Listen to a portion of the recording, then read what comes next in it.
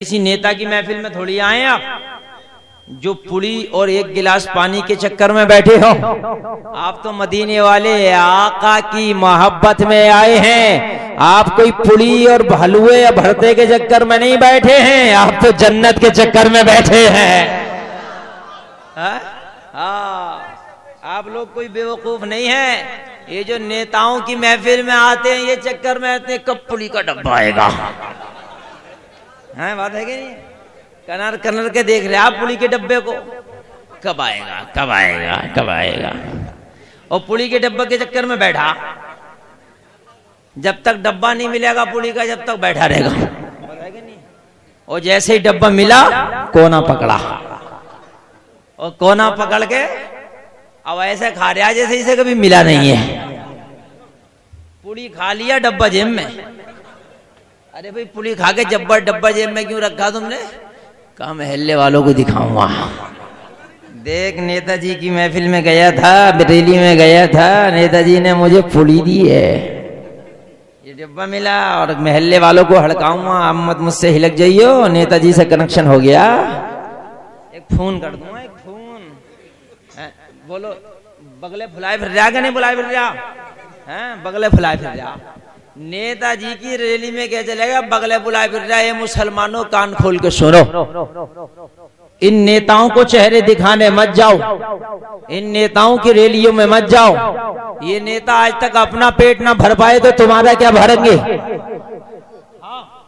एक से एक बड़ा घोटालेबाज पड़ा है हिंदुस्तान में। इन्होंने घोटाला मार मार के हिंदुस्तान को कंगालिस्तान कर दिया। अरे वो तो शुक्र है इन मुसलमानों का।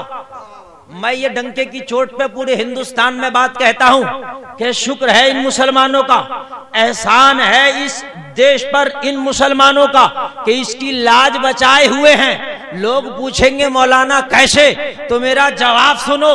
तुमने हिंदुस्तान के खजाने के अंदर इतना घोटाला मारा कि स्विस बैंक को भर दिया, इंडिया का पैसा दूसरे मुल्कों में जाकर पहुंचा दिया, इंडिया को कंगाल कर दिया। मगर ये मुसलमान 25% दूसरे देशों में रहकर काम कर रहा है। कोई सऊदीया में है, कोई दुबई में है, कोई कतर में है, कोई कुवैत में है, कोई मस्कत में है। 25% मुसलमान इंडिया से बाहर रह के काम कर रहा है। जो पैसा आता है वो इंडिया में ला रहा है। हम दुनिया का पैसा इंडिया में ला रहे हैं और तुम इंडिया का पैसा दुनिया में पहुंचा रहे हो। कोई रियाल ला रहा है, कोई दिनार ला रहा है, ला रहा कि नहीं ला रहा? अरे चाहे खर्च तुम करोगे, लेकिन आ तो इंडिया में रहा है, आ तो इसकी बैंकों में रहा है। अरे हमने इंडिया की शान को कल भी बाकी रखा था और आज भी बाकी रखा है। हम इसके ऊपर अभी पेपर में आया था कि आजादी के मौके पर 35,000 उलमाए किराम ने अपनी कुर्बानियां पेश की थी, और आज हम ही को गद्दार कहा जाता है। और तुम हो कि फिर भी इन गद्दारों के पीछे पीछे भाग रहे हो। ए मुसलमानों, अल्लाह की कसम, अगर आज भी तुम इत्तेफाक कर लो तो इस हिंदुस्तान के अंदर 40% तुम्हारी तादाद है। तुम जो चाहो वो कर सकते हो, चाहो तो हुकूमत बना सकते हो, चाहो तो हुकूमत का तख्ता पलट सकते हो। अल्लाह की कसम, तुम्हें इन नेताओं के पीछे जाने की जरूरत नहीं है। बस मदीने वाले दाता का दामन पकड़ लो, और दामन पकड़ने के बाद में ऐसा कर लो कि जब तुम चलो तो जमाना ये कहे किसी नेता का भिखारी नहीं जा रहा, बल्कि मदीने वाले आका का गुलाम जा रहा है। जब तुम खाओ तो ऐसे खाओ कि जमाना बोले किसी स्टार का चाहने वाला नहीं खा रहा है, अहमद मुख्तार का चाहने वाला खा रहा है। तुम चलो तो ऐसे चलो कि जमाना बोले नबी का गुलाम चल रहा है। तुम उठो तो ऐसे उठो, जमाना बोले नबी का गुलाम उठ रहा है। तुम शादी करो तो ऐसे करो, जमाना बोले नबी के गुलाम की शादी हो रही है। तुम्हारी बातचीत बोले नबी नबी, चलना फिरना बोले नबी नबी, खाना पीना बोले नबी नबी, उठना बैठना बोले नबी नबी, तुम्हारी खलवत बोले नबी नबी, तुम्हारी जलवत बोले नबी नबी, तुम्हारी चाहत बोले नबी नबी, तुम्हारी इबादत बोले नबी नबी। अगर ऐसे मौसम में इंतकाल हो गया तो जमाना बोलेगा नबी का वफादार जा रहा है। मैदान महशर में एक एक फरिश्ता बोलेगा जन्नत का हकदार आ रहा है।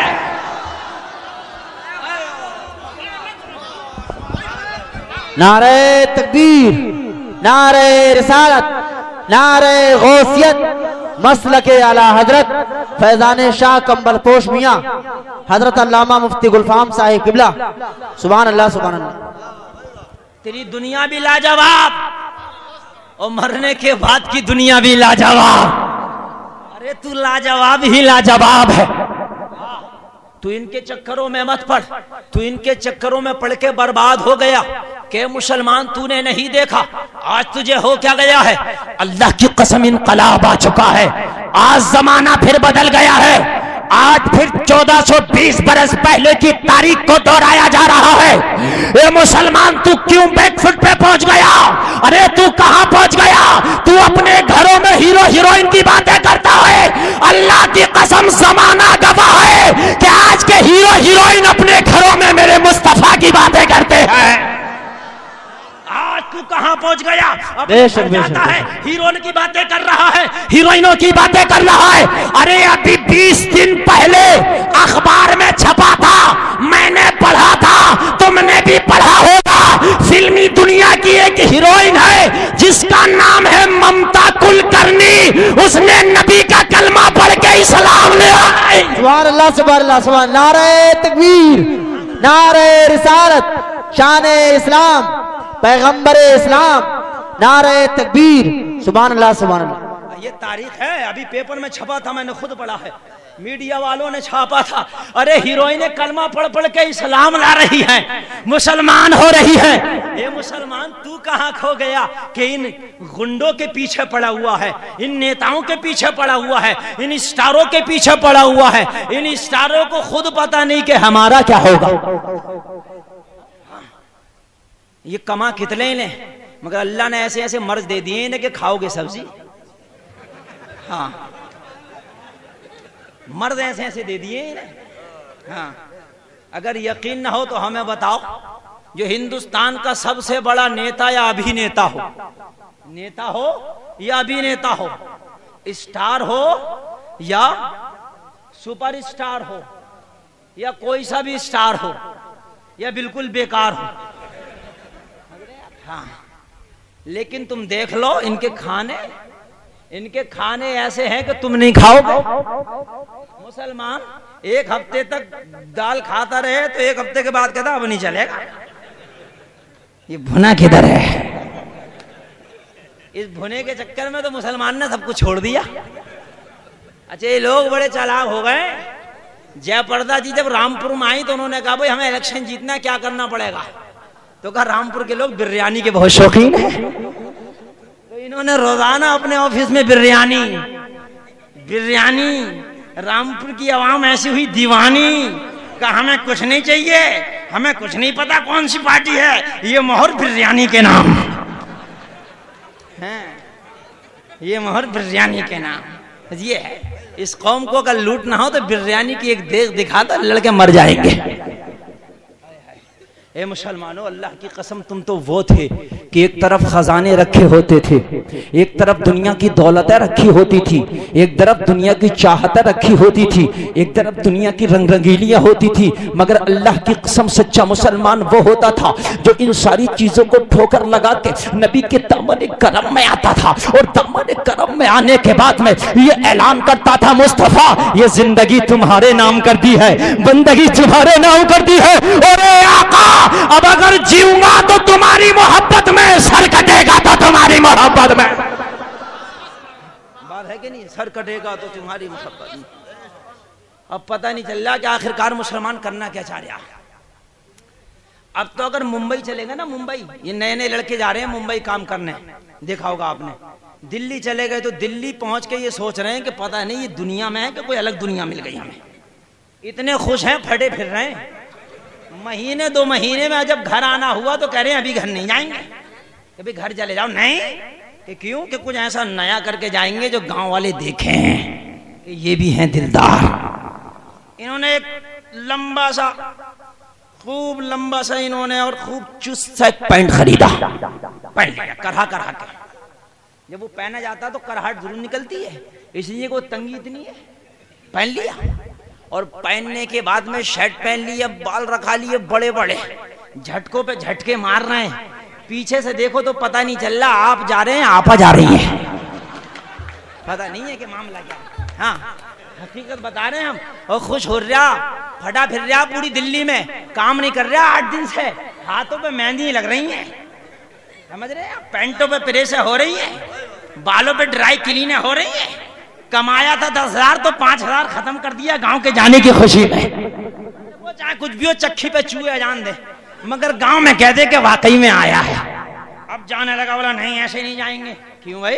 का पैंट तो गांव में भी पहनते हैं, शर्ट तो गांव में भी पहनते हैं, बड़ा बड़ा बाल तो गांव में भी रखाते हैं, कुछ ऐसा नया करके जाएंगे जो गांव के अंदर नहीं हो। तो हमने देखा जब ये आए तो एक नया काम करके आए जो आज तक किसी ने न किया था। क्या काम देखा? तो कान छिदवाए फिर रहे हैं। हाँ उनमें कुंडल डाले फिर रहे हैं, कान छिदवा के। अब कुंडन डाले, अब तो पता नहीं चला, अल्लाह ने अच्छा खासा लड़का बनाया था, पता नहीं बनना क्या चाह रहा। बताओ, पता नहीं बनना, इसका टारगेट क्या आखिरकार? अरे तू पहले बता दे कि तू बनना क्या चाहता, अपना टारगेट बता दे।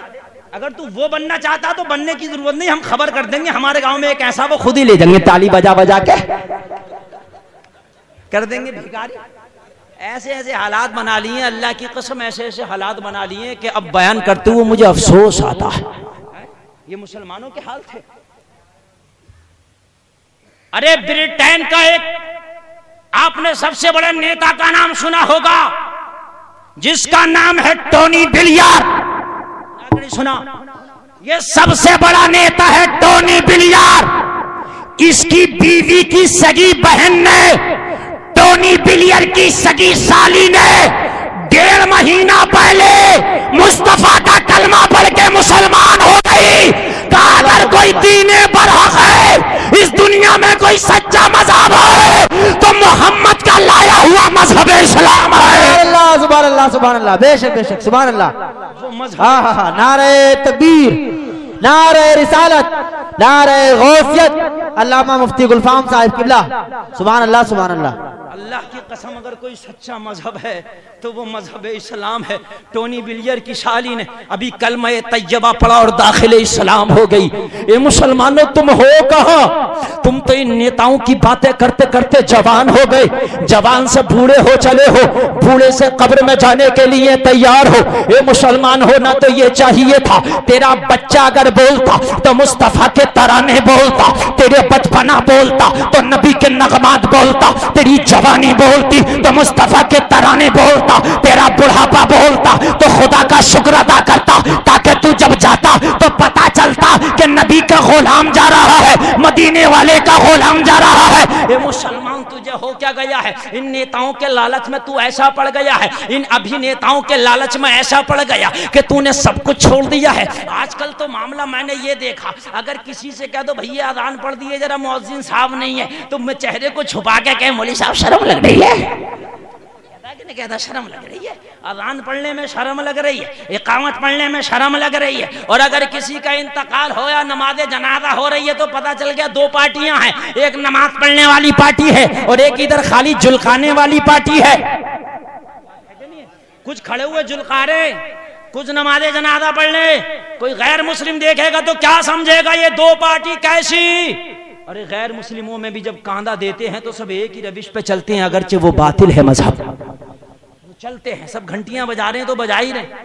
लेकिन आज कुछ लोग नमाज पढ़ने, कुछ लोग एक तरफ खड़े हैं। एक 75 साल का बूढ़ा मुझसे बोला मौलाना एक मसला बताओ। अच्छा ये जो 60 साल के ऊपर जब पहुंचते मसले पूछते तो ऐसे ही पूछेंगे जिसकी कोई जड़िया बुनियाद ना हो। पूछेंगे इमाम साहब जन्नत की छत कहाँ है? मन के पहले जन्नत में चला जा, छत पे जाने की सोच रहा, जन्नत की छत देखेगा पहले। हजरत मूसा की माँ का नाम क्या है? क्या बात है कि वो हजरत मूसा की माँ का नाम ताले पे पढ़ो तो ताला खुल जाता, मन के कहीं खोलने का इरादा है क्या? ऐसे काम पूछेगा जैसे ना कुरान में हो ना हदीस में हो, बता। और इमाम साहब ना बता पाए कि ये काबिल ना, हाँ ये काबिल ना, और पूछेगा वो मसला जो इसे मालूम हो पहले से। ये नहीं पूछेगा कि मौलाना ये बताओ मेरे नमाज याद है कि नहीं, जरा सुन लो। ये नहीं पूछेगा। चाहे अपने याद है वो अलग बात, मौलाना मैं वुजू करता हूँ अच्छे से होता है कि नहीं होता जरा देख लो, नहीं ये नहीं पूछेगा। बस ये पूछेगा कि ये बता दो हजरत इब्राहिम की दादी का नाम क्या था। ऐसे ऐसे सवाल पूछेगा जो ना कब्र में पूछे जाए ना हश्र में पूछे जाए। हाँ रोजे महशर के जहाँ गुदाज बुबत अव्वली पुरशिश नमाज बुबत, वो मैदान महशर का दिन जो जानों को पिघलाने वाला होगा, उनमें अगर सबसे पहला कोई सवाल होगा तो नमाज के बारे में होगा। कितने लोग ऐसे हैं जो हमारे मुआशरे में नमाज अच्छे से याद हो, कहाँ निकल रहा, बैठे बैठे है? कुछ लोग ऐसे ऐसे सरके हैं बैरिंग लग रहे हैं कि मौलाना देख ना लें। अरे ये महफिल रसूल है, यहाँ जितनी देर बैठोगे रहमत झमाझम बरस रही है, इसमें नहाओगे। देखो आज जो हम तकरीर कर रहे हैं ये जफर बज़मी साहब की मोहब्बत है, वरना आज हम नहीं आते चाहे तुम हमें गाली बकते। तुम कहोगे मौलाना क्यों, इसलिए हम बड़े गम में थे। आज हमारे 2 भाइयों का एक्सीडेंट हो गया और उनके काफी चोटें लगी, वो एडमिट हैं अस्पताल में। उनमें से कुछ का ऑपरेशन भी होना है, जरा बात करो। और जो उसी सिलसिले में हम सुबह से लगे हुए, तो आने का मूड नहीं था, लेकिन चूंकि इनकी मोहब्बत है, कमल पोश शाह रहमतुल्लाह ताला अलैह की इनायत है, इन्होंने बुला लिया, मैं आ गया। तवज्जो करना, अब मोहब्बत से सुनो तभी सुनाऊंगा, वरना मैं आके खड़ा हो गया। इन्होंने कहा जरा चेहरा दिखा दो हमारे गांव के लोगों को, ताकि पता चल जाए मैंने बुलाया था, आप आ गए, मेरी बात पूरी हो जाएगी। मैंने चेहरा अच्छे से दिखा दिया है, अब चेहरा आपने देख लिया, बात मेरी पूरी हो गई। अब आगे मोहब्बत से अगर सुनेंगे तो इंशाअल्लाह सुना के जाऊंगा। करना मेरे प्यारे। हाँ, आज मामला ये है, हम जो बयान कर रहे थे कि यहाँ पर जो है जितनी देर बैठोगे रहमत की बरसात हो रही है, बरसात में बैठोगे। मुझसे बोला मौलाना मसला बताओ, मैंने कहा जल्दी फरमाओ। अच्छा, मैंने कहा कोई इनका मसला ऐसे होगा। बोले अगर नमाज़े जनाजा किसी के याद ना हो तो वो क्या करे। तो मैंने कहा तेरी पढ़ने का टाइम आ गया, तुझे अब तक नमाज़े जनाजा याद नहीं हुई है। नमाज़े जनाजा या नमाज को ये समझ रहे हैं कि ये कोई हिमालय पहाड़ है जो उठेगा ही नहीं, सर पे ही नहीं रखा जाएगा। अरे तुम याद करना शुरू करो, अल्लाह की कसम एक हफ्ता ना लगेगा कि नमाज याद हो जाएगी। अरे जब एक बच्चा 30 पारों को याद कर लेता है, कुरान के 30 पारे जब याद हो सकते हैं, तो क्या एक नमाज याद नहीं हो सकती। हर रकात में वही तस्बीह है, हर बात में वही कायदा है। 1 2 4 सूरतें याद कर लो, उसके बाद में नमाज पढ़ना शुरू कर लो, नमाज होती चली जाएगी।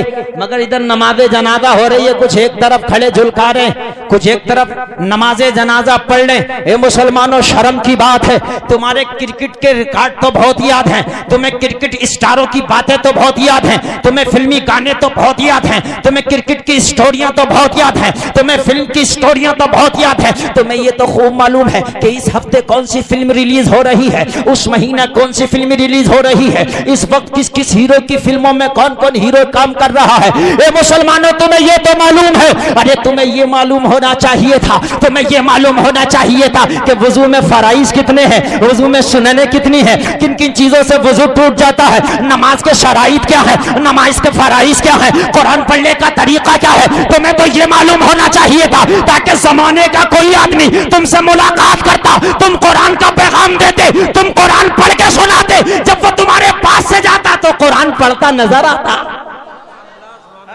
ऐसा होना चाहिए था तुम्हें, लेकिन आज तुम कर क्या रहे हो, मामला बिल्कुल उल्टा हो रहा है कि नहीं हो रहा। आज तुम कर क्या रहे हो। आज मैंने ये देखा कि नौजवान अच्छा खाता चल रहा है गली में, ना आगे कोई ना पीछे कोई, ना देखने वाला, ना कोई देखने वाला, ना कोई क्रिकेट का मैदान है, ना बल्ला है, ना गेंद है, चलते चलते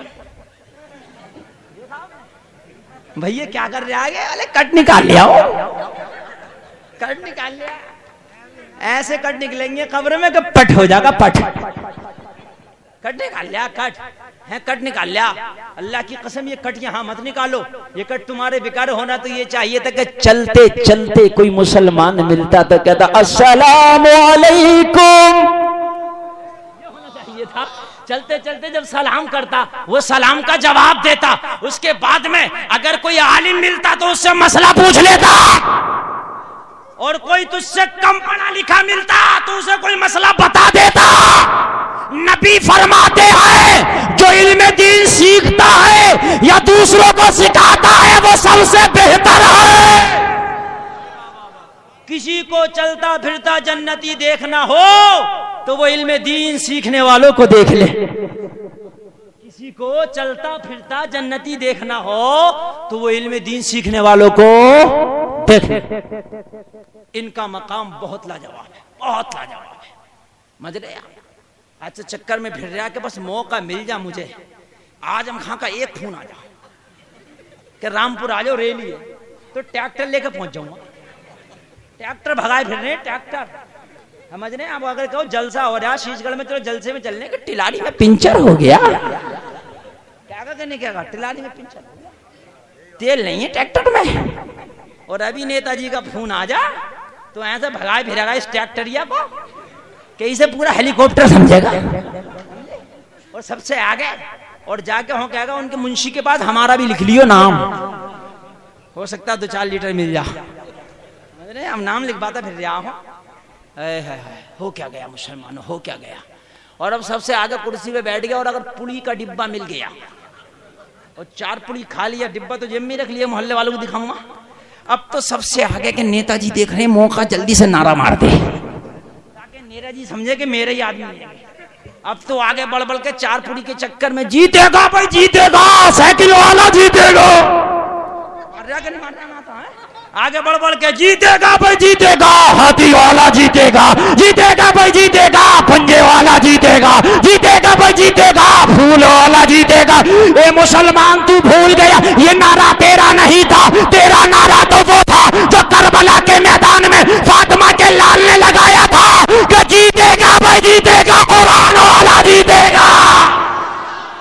सुभान अल्लाह सुभान अल्लाह। नारे तकबीर, नारे रिसालत, जिक्र शोहदाए करबो वाला, नारे तकबीर, सुभान अल्लाह सुभान अल्लाह। अरे लगाना है तो ऐसा नारा लगा, लगाना है तो ऐसा नारा लगा जो असलाफ ने लगाया था। अरे अपना नारा लगा, गैरों का नारा मत लगा। वो नारा लगा जो सिद्दीक अकबर की सदाकत में लगा था, उमर की अदालत में लगा था, उस्मान की सखावत में लगा था, मौला अली की शुजाअत में लगा था।